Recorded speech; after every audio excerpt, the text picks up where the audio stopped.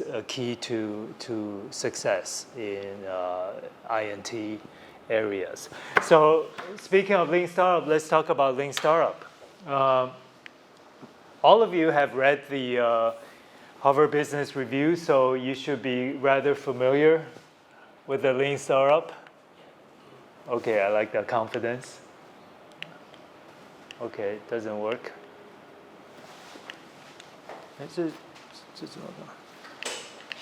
Okay, yeah, I have to stand up then. Okay, so let me just kind of recap. A lot of this is already reflected in the reading, so some of the key points. And when we talk about entrepreneurs and starting your business and doing something creative, one tends to think, well, you have to be really smart. You have to have that extroverted personalities. You have to be rich. You have to be all these things. No, those are not important. The most important part is to remember that everybody can be an entrepreneur. So it's about that mindset. So if you go into a problem thinking that there's always a solution, having that positive mindset, then that is the very first step. And entrepreneurship, it's a management skill. It's not just about building a product and making money. It's about managing time, managing people, managing project, managing yourself. So it's about management.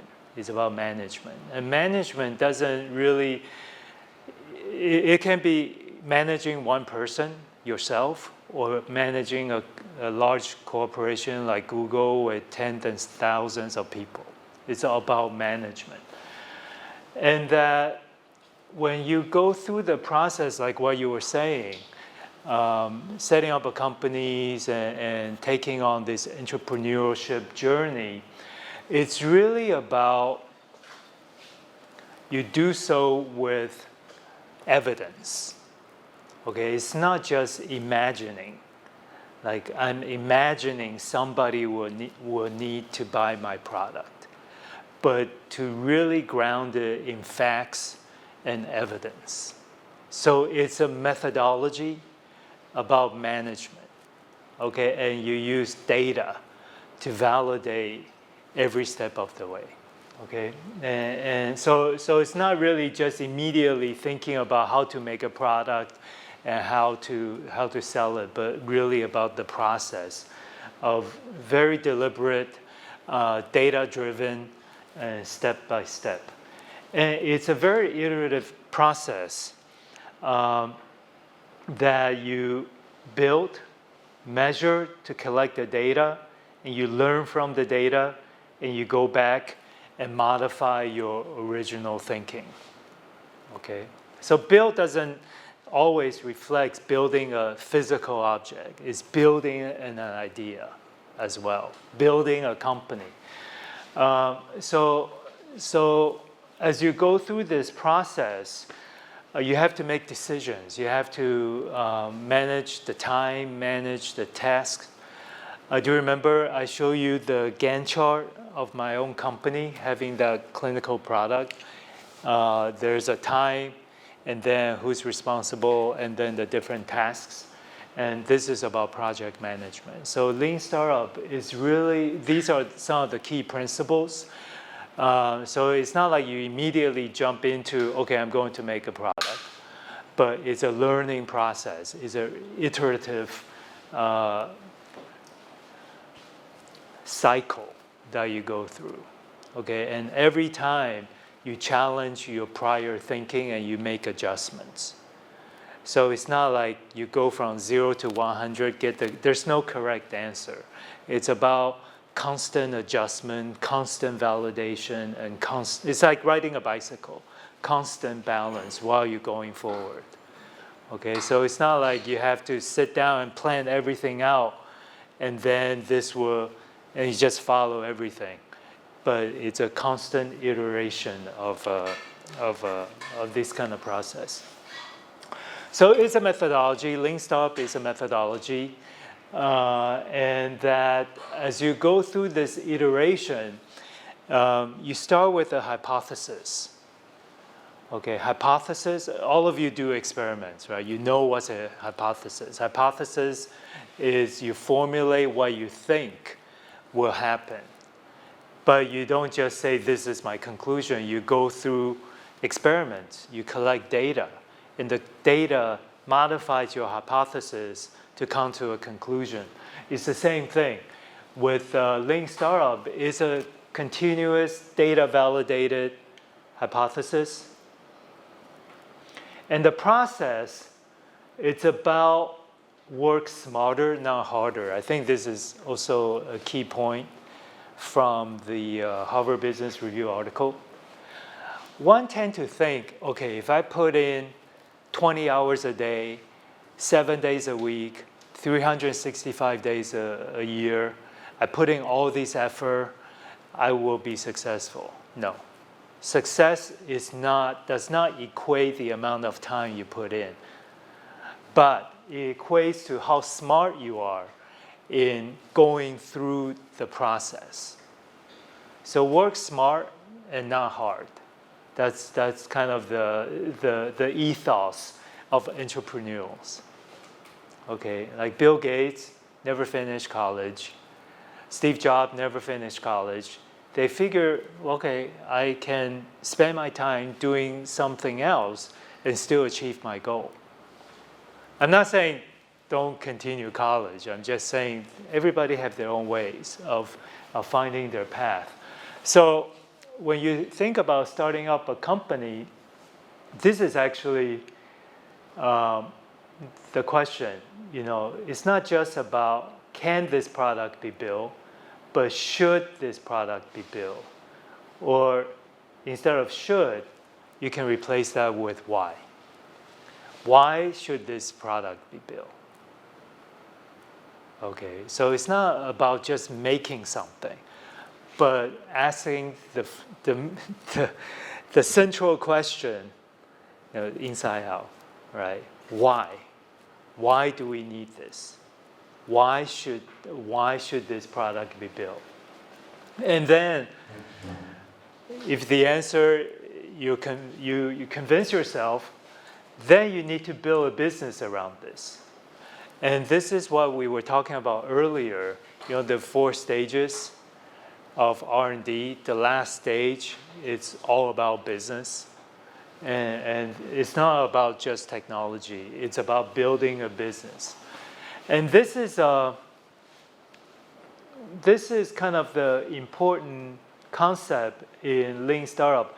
It's not most valuable player, but minimal viable product. Okay, so when you start a company, and same thing with Google, same thing with big companies, when you have a new idea and you convince yourself this idea is worth pursuing, you're not going to devote all your resources, your time, your money, your people into this project, right? Because every new idea is risky, okay, valley of death. So you do the most minimal that still allows you to test your hypothesis and generate the data to formulate and to make modifications. So this is really the first step is, okay, now I'll show you concrete examples later. Instead of devoting all your resources to build the final product, you actually start with a little MVPs. You can call that prototype, you could call that a prototype, but it's really just to get the process started so you can collect data. And then collecting data, measuring progress is your learning as you go. Okay, so this is the general concept of Lean Startup and the general methodology of startup. So MVP is the version of a new product allows a team to collect the maximum amount of data about customers with the least amount of effort. So it's working smart, not hard. Okay, so you don't spend 20 hours, you don't spend 7 days a week. You just do the minimum amount that still will allow you to collect the data and learn from that. And this could be prototyping, you could outsource, you could do questionnaires, you can do different things, okay? Things that don't require a lot of initial investment, okay? So that's the idea of MVP. So the methodology is very iterative, so you can start from anywhere. But usually you have an idea, and you formulate your hypothesis, and then you have your MVP, and then you start testing your MVP, and start collecting the data. And as you go, you're constantly learning different things. Business, you're learning legal, you're learning how to communicate, find investors. You're constantly learning. And then sometimes what you learn can modify your idea. You might just say, oh, this is not going to work. And that's fine, because you haven't invested a lot of resources. So you can pick it up and you can drop it without feeling too much commitment to it.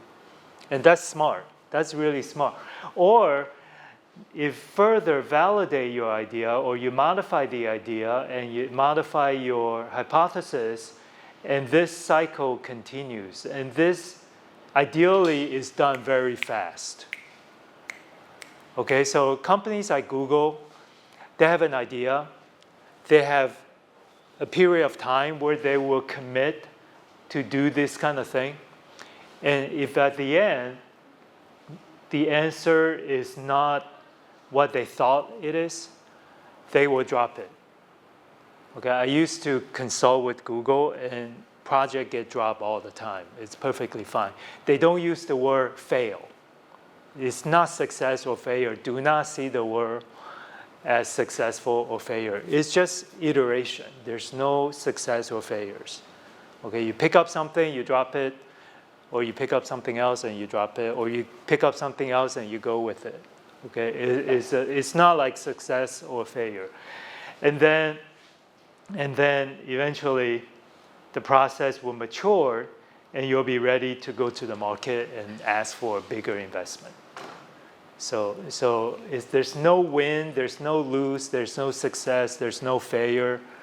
It's an iteration. It's a constant process. That's why entrepreneurs love these things. They can do this forever. Okay, they love the challenge. It's all about that mindset. So exactly what they think.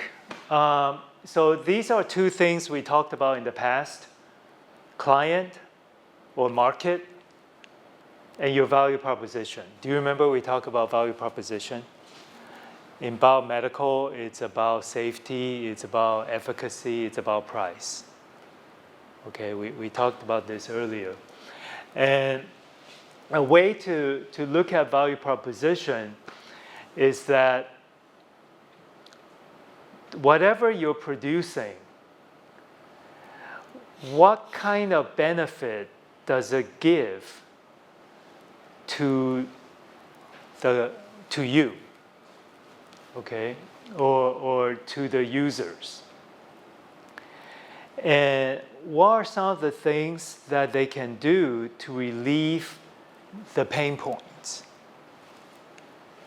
And what kind of services or products is provided?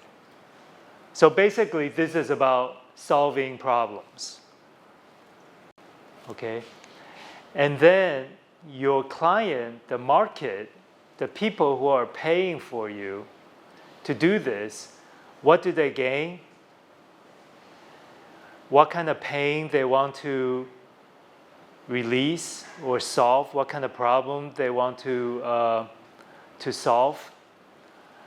And what do they must do to get that problem solved? Okay, so to understand your client is to understand your market. Okay, what do they actually want? What do they need? Okay, it's not what you think they need. It's you find out from them exactly what they need. Okay, and that requires research. That requires data. So this is a value proposition canvas for Uber. Everybody knows Uber, right? Uber? Okay. So let's look at the customer, okay? So you have this idea of creating like a Uber service. And you want to, then you look at what the potential audience, potential client are looking for.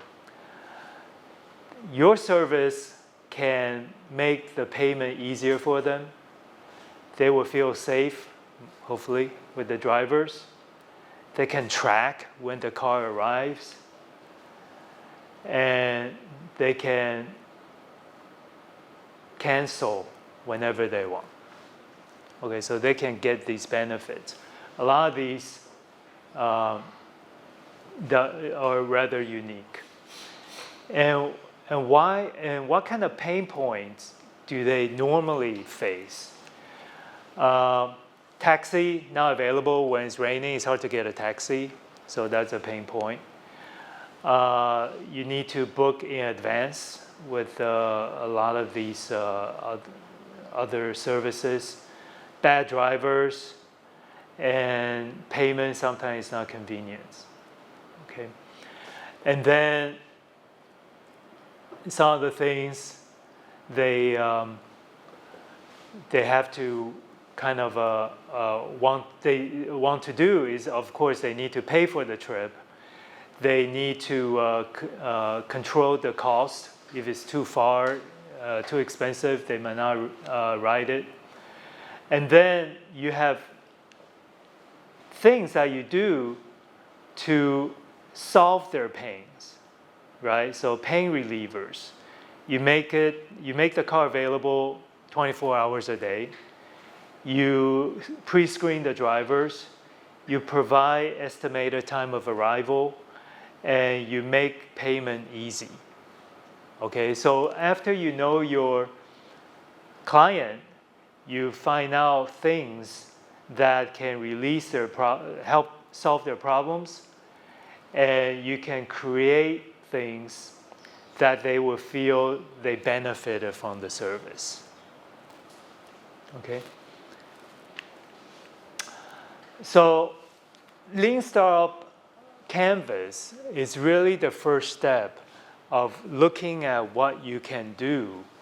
All the questions that you have to bear in mind when you want to start your own company. So there's some of the key points, key elements.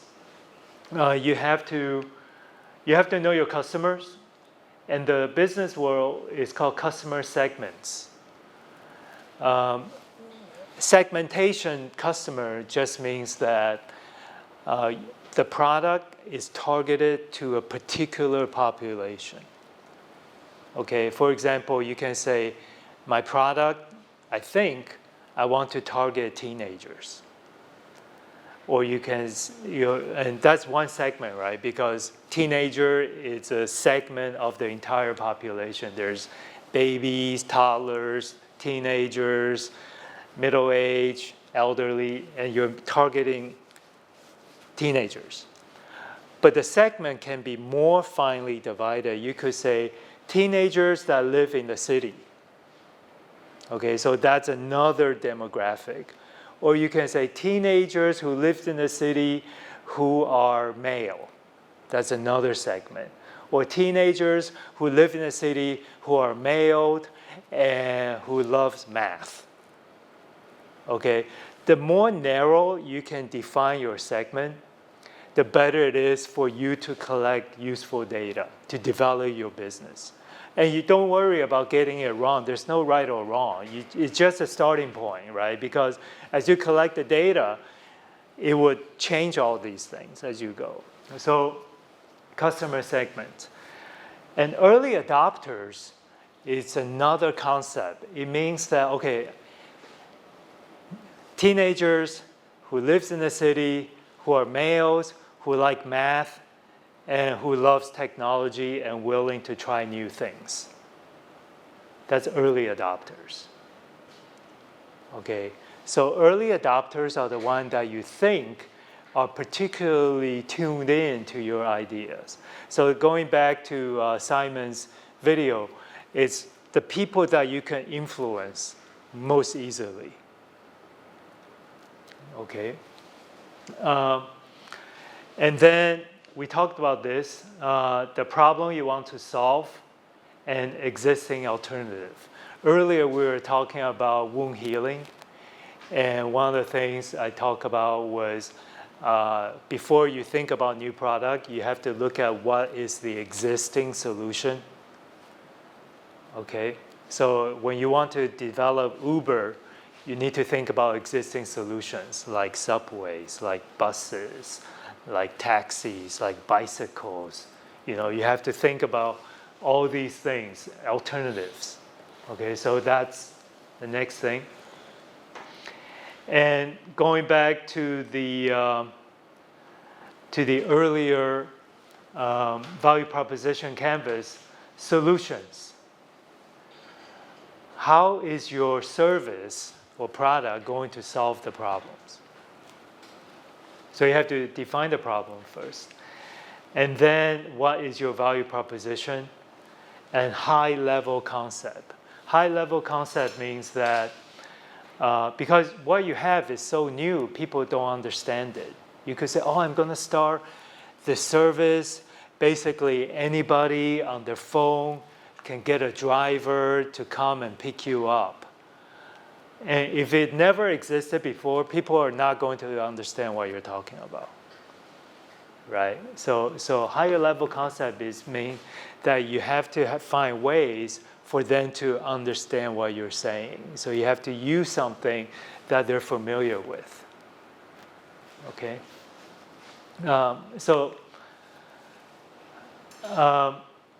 And then there are other elements to Lean Canvas.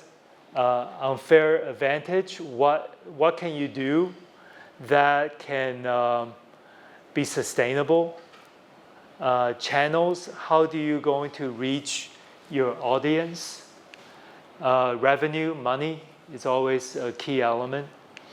And your cost structure, how are you going to run your expenses, your time, your costs, your people, and how do you measure? What kind of data will you need to collect as you modify your hypothesis and you modify your solutions? So this is a typical Lean Canvas template. I made copies. Okay. Feel free to write on this. This is yours to keep. So Lean Canvas have all these elements.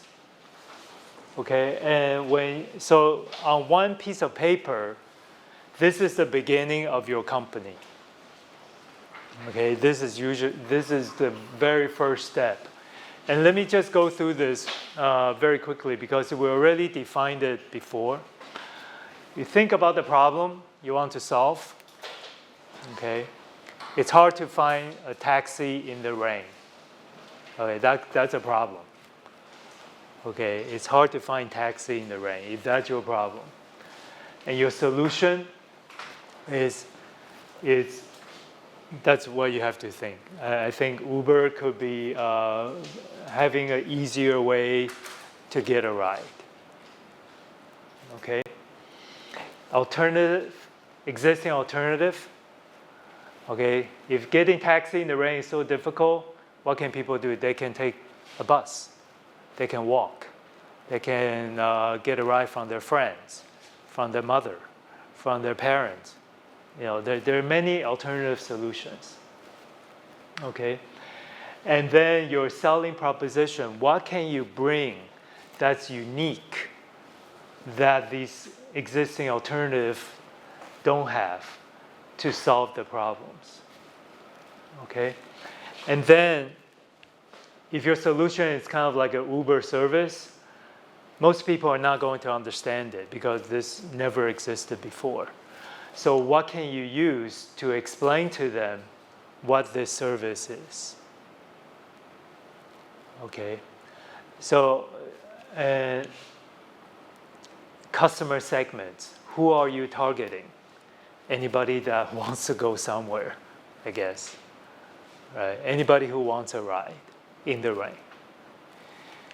And your early adopter. Who are those that you think are most likely start using this right away? Okay, and here is how you're going to build. How much would it cost to run this solution, and how are you going to make money from it to sustain the operation? Okay, so you have to think all these through. There's no right or wrong answer, and there's no, and these things change as you start collecting data. Okay, so it's an iteration. So everybody have heard the company Pfizer? It's a huge drug company, Pfizer. Okay, it's one of the top 5 pharmaceutical companies in the world. So this is kind of their business model canvas. It's a little bit, it's similar. I think I put it up here just for you to get a sense of what companies, even existing companies, how they create a business around their ideas and around their products. This doesn't. Oh, this is more clear. Google. Everybody heard Google, right? This is their Lean Startup. Imagine Google is a new company. Okay, it never existed, and they have this idea. So if Google never existed, which they did not exist 20 years ago, right? Big company started as a small company, just the same. So the problem they identify is it's really hard to find information. When I want information, how do I find information? That's the problem. Okay, the solution is that let's develop some technology that could help the user find information. Okay, I guess none of you existed when internet did not exist, right? But I did. It was hard to find information. You have to call people, you have to write them, and they send you some book, you have to read it. It takes a lot of time. And then there's internet. And internet came up and gradually. So imagine the world without internet, and you need to find information. That's what that was the beginning of Google. So imagine 20 years from now, there's going to be new things that are created today that people 20 years later cannot imagine it didn't exist. So value proposition, make it easy, make it quick. Their technology is their algorithm, and customer segment is web users, early adopters, Stanford graduates, because they're Stanford students. So you see, segmentation is very, very important. And nobody will know what you're doing, so you have to explain to them. You can say, oh, you use the internet to find information. So you don't need to make phone calls. You don't need to write letters. You use the internet. Okay? Existing alternative back then, there's Yahoo and some other browsers. And then cost structure, you need money to do development. And how you're going to get money, investments, advertising, revenues. Of course, 20 years later, Google dominates the world. But it all started with something simple as this. So we don't have much time for in-class exercise, but I want you to take the Lean Startup. Imagine the world without Starbucks. Okay, Starbucks was only one little coffee shop in Seattle in 1971. Okay, today, okay. So imagine Starbucks as a startup company, and they create a Lean Startup. Okay, so I think, so high level concept, McDonald's for coffee. Oh, okay, yeah, I understand that. Oh, now I understand what you're doing. Okay, problem, people want freshly brewed, high quality coffee. Okay, all right. So really, Lean Startup it's not too complicated. I think if you really think things through, and the canvas will help you, you can pick any problems and build a business around that. Okay. In the remaining time, let me just quickly go through some of the key things, getting ready for next time. You probably have heard hard and soft skills. And be your best salesperson. What that means is that you are the only person that is most suitable to champion yourself. Okay, you can count on your parents when you're little to be your champion. But as you get older, when you go out and try to get a job, go through interviews, you are on your own. So you are the person that you need to count on to be your salesperson, to influence other people. So usually when we talk about hard skills, basically it means like math, technical content, subject matter expertise. Soft skills are problem solving, teamwork, creativity, these kind of things, okay? And as you develop your skills from undergraduate to PhDs to, more of in a leadership position, you tend to start needing more and more soft skills. At the beginning, you tend to develop more of your hard skills, but as you move on and move into the like on your career path, you need more soft skills. So I basically said that. So soft skill, there's a lot of soft skills, okay? And don't be frightened or be put off by this, because these are things that we learn as we go. But I want you to think about, for next class, 3 soft skills that you want to improve on. Okay, so go back to this and just circle 3 things.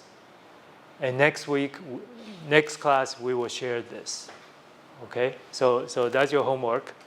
Should be pretty easy, right? Okay. And elevator pitch is an idea. Okay, you have your hard skills, you have your soft skills, and now you're going to put them together and put it to work. Elevator pitch is basically in a very short period of time, introduce yourself to a stranger, get your point across. Like if you want to have somebody interested, okay, if you want to ask a pretty girl to the movie, how do you do that in that very short period? Get your point across. And then making that connection. So in company formation, talking to people is very important, because that's how you form your team. That's how you get investors interested in investing in you. That's how you collect data to reformulate your Lean Startup. Okay, so communication is how to influence people is very important. So it's basically, literally, in a very small space, in a very short period of time, get your idea across, and make an impression. Okay? And usually do that in 30 seconds. And there are some of the things that can help you do. So there are just some ideas of keep it simple, understand who you're talking to, know your audience, tell a quick story, and then just practice. And this is usually the flow. Okay? And in Hong Kong Science Park, there's literally an elevator pitch that you do inside an elevator. So this is the tallest building in Hong Kong, ICC.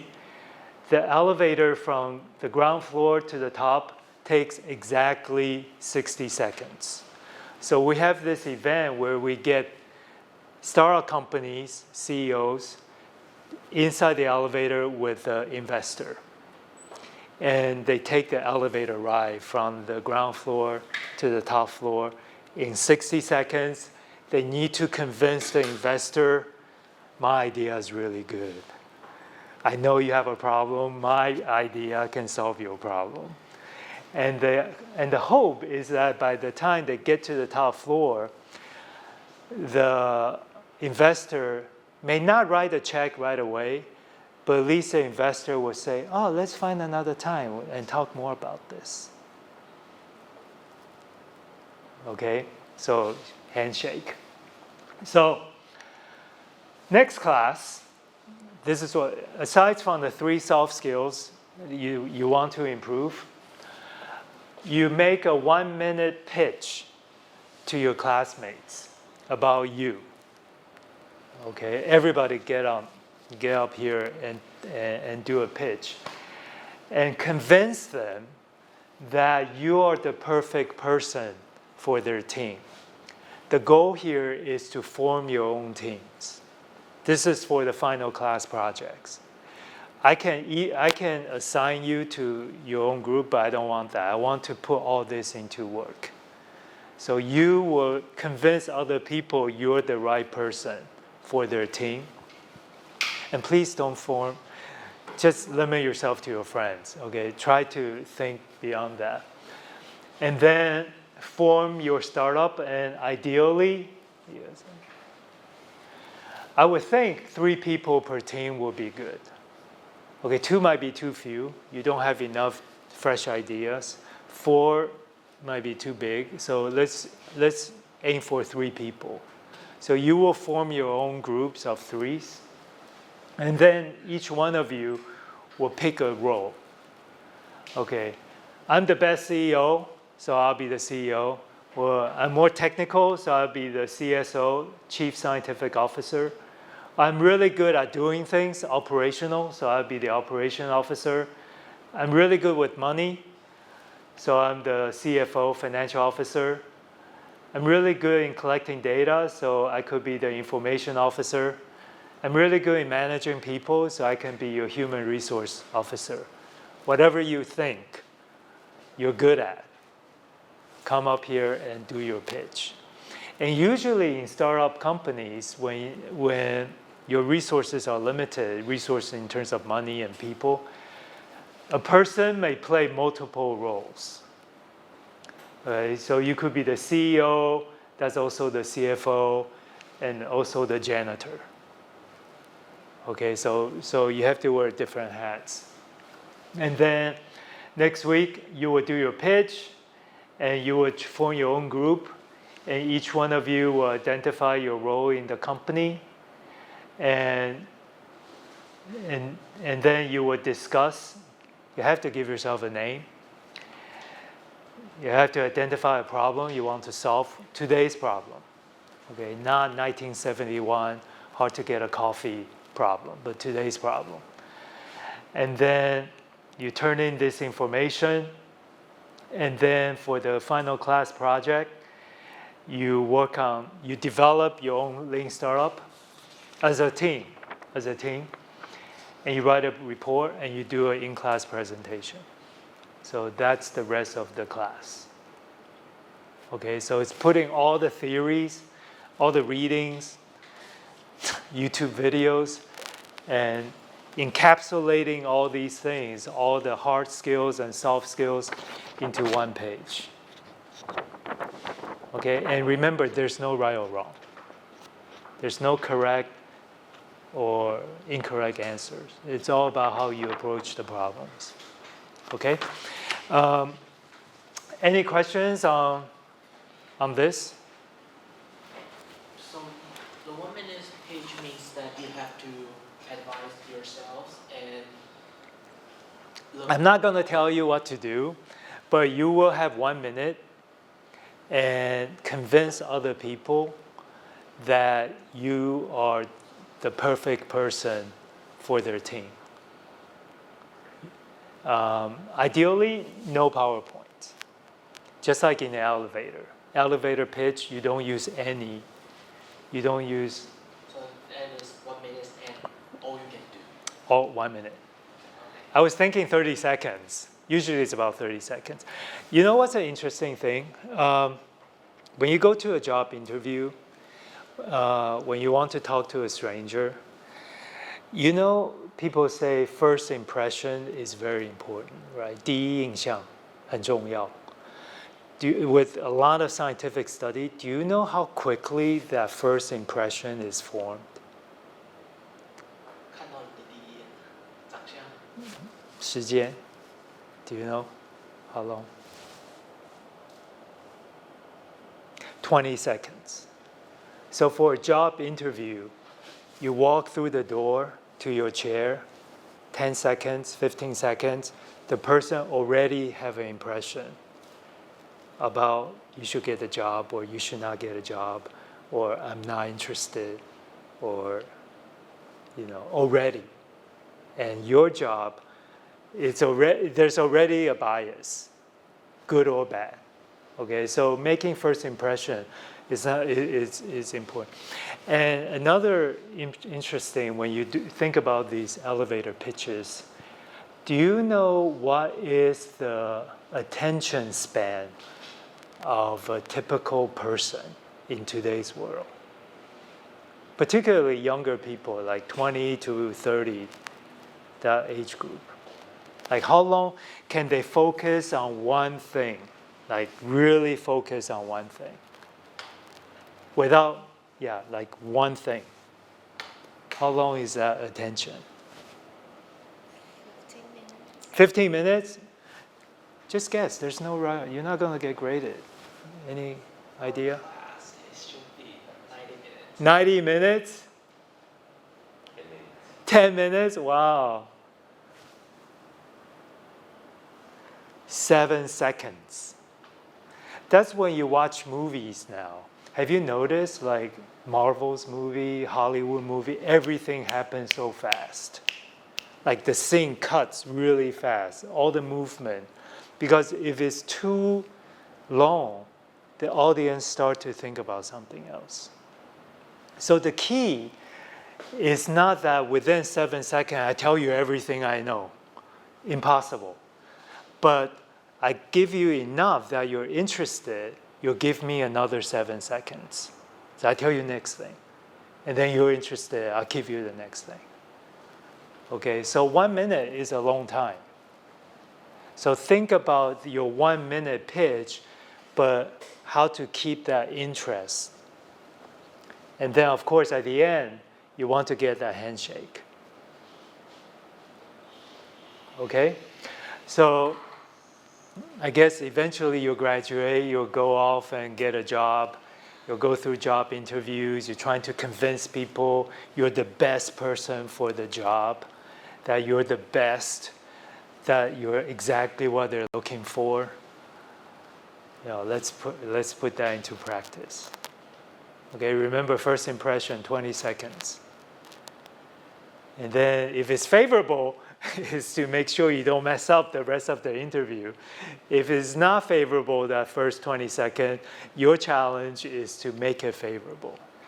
But you're already just walking into the room, already starting to influence people.